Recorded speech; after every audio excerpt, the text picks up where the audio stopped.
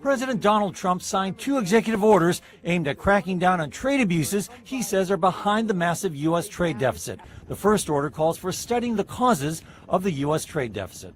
Gary Huffbauer, a senior fellow at the Peterson Institute of International Economics, says China and Mexico are not the main culprits. We know why there's a trade deficit. It's very simple. The dollar. The dollar is very strong. That explains 80% or 85% of the trade deficit.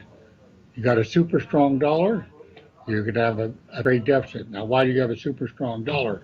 Because we have a fiscal deficit, as you know, and we don't save very much as a country.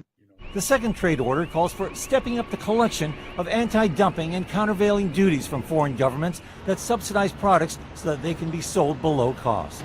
I think the reason he's signing that executive order is to put other countries on notice that the United States may come knocking at their doors to add some provisions to our liking after we renegotiate with Mexico and Canada. The orders come a week before the president will host Chinese President Xi Jinping for talks at his Mar-a-Lago estate in Florida.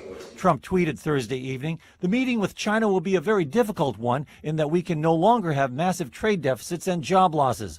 American companies must be prepared to look at other alternatives." Last year, the U.S. trade deficit widened to a 4-year high exceeding $500 billion. The deficit from trade with China totaled $347 billion.